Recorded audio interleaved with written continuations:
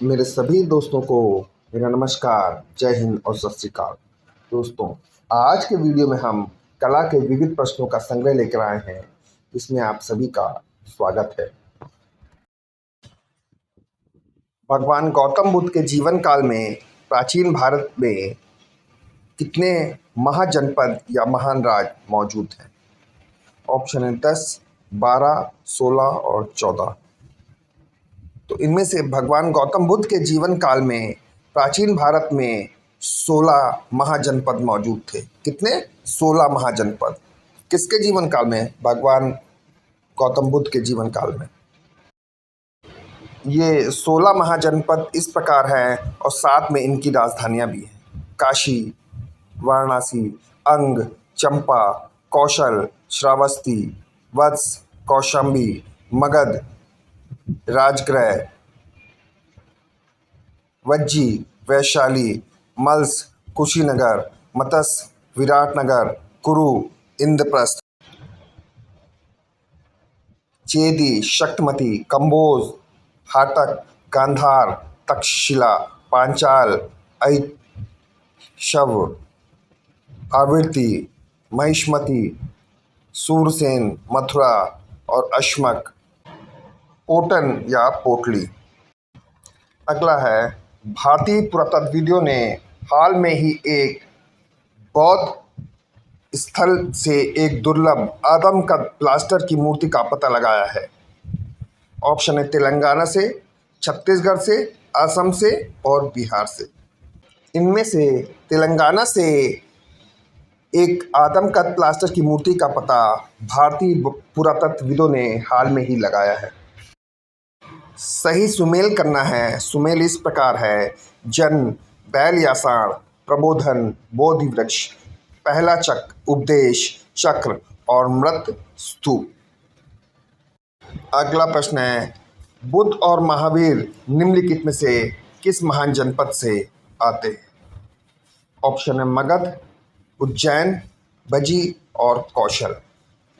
तो दोस्तों, इनमें से बुद्ध और महावीर जो है वो दोनों वैशाली जनपद से आते हैं। कहाँ? वैशाली जनपद से। अतः इस प्रश्न का कोई भी उत्तर सही नहीं है।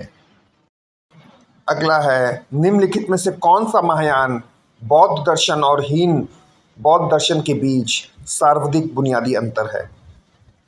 पहला है जाति विहीन समाज, स्तूप पूजन, देव एवं देवियों की पूजा और अहिंसा का बल। तो इनमें से देव और देवियों की पूजा जो है वो महायान और हीनयान के बीच सर्वाधिक बुनियादी अंतर है। कौन? अगला प्रश्न है, निम्नलिखित में से कौन सा कथन सही है? मैग्नेथियस सेल्यूकस निकेटर का राजदूत था। अगला, अशोक ऐसे पहले शासक थे जिन्होंने अभिलेख द्वारा जनता तक संदेश पहुंचाने की कोशिश की। तो दोस्तों, इसमें दोनों ही ऑप्शन जो है वो सही है। ऑप्शन 1 और 2, इसका बी आंसर सही होगा। अगला प्रश्न है, यूनानियों द्वारा निम्नलिखित में से किस भारतीय राजा को अमित्रोचेट्स अर्थात दुश्मनों का संहारक करने वाला राजा कहा जाता था? ऑप्शन है चंद्रगुप्त मौर्य, दशरथ, बिंदुसार और अशोक। तो इनमें से बिंदुसार को दुश्मनों का संहारक करने वाला राजा कहा जाता था। किस भारतीय को? बिंदुसार को। अगला प्रश्न है, अशोक द्वारा नियुक्त किए गए धर्म महामात्रों के कर्तव्य को उनके निम्न अभिलेखों में उल्लेख हुआ है। पहला है पंचम, सप्तम शिलालेख, षष्ठ शिलालेख और द्वादश शिलालेख। तो इनमें से अशोक द्वारा जो नियुक्त किए गए थे धर्म महामंत्रों के कर्तव्य पंचम और षष्ठ शिलालेखों में उल्लेखित हैं। किसमें? पंचम और षष्ठ शिलालेखों में उल्लेखित हैं। इस प्रश्न का आंसर ऑप्शन ए सही होगा। अगला प्रश्न है, एक बड़ा सुंदर शहर है और ये चारों ओर से एक विशाल दीवार से घिरा है। इसमें 570 मीनारें हैं और 64 द्वार है। 2 और 3 मंजिल के लकड़ी के घर मिट्टी की ईंटों से बने हैं। राजा का महल भी काष्ठ निर्मित है और पत्थरों पर नक्काशी द्वारा अलंकृत है। बाघ और पक्षियों को रखने के लिए निर्मित बाड़ों से यह घिरा है। यह किस स्थान का विवरण है? ऑप्शन है तक्षशिला, कौशल, पाटलिपुत्र और उज्जैनी। इस प्रश्न में जो उल्लेख किया गया है वो पाटलिपुत्र का किया गया है। किसका? पाटलिपुत्र का। अगला प्रश्न है चंद्रगुप्त मौर्य कौन था? ऑप्शन है अशोक का परदादा, अशोक का भाई, अशोक का पिता और अशोक का दादा। तो इनमें से जो चंद्रगुप्त मौर्य था वो अशोक का दादा था। कौन था? अशोक का दादा था चंद्रगुप्त मौर्य। इसके साथ ही एक बात और है दोस्तों चंद्रगुप्त मौर्य के बारे में। चंद्रगुप्त मौर्य की गणना भारत के महान शासकों में होती है। यह भारत का प्रथम ऐतिहासिक सम्राट था जिसने मौर्य वंश की स्थापना की। चंद्रगुप्त का उत्तराधिकारी बिंदुसार हुआ और बिंदुसार का उत्तराधिकारी अशोक हुआ। इस संबंध में चंद्रगुप्त मौर्य अशोक का दादा हुआ। अगला प्रश्न है इनमें से किस इंडो बैक्ट्रियाई शासक ने भारत में यूथी-डेमिड साम्राज्य की नींव रखी? ऑप्शन है एंटिओकस तृतीय, यूथियडेमस द्वितीय, पैटालियोन और डी डेमेट्रियस फर्स्ट। तो इसमें से डेमेट्रियस फर्स्ट ने यूथी-डेमिड साम्राज्य की नींव रखी थी। अगला प्रश्न है बामियान बुद्ध की मूर्तियों को भारतीय कला की किन शैली के अनुसार तराशा गया है?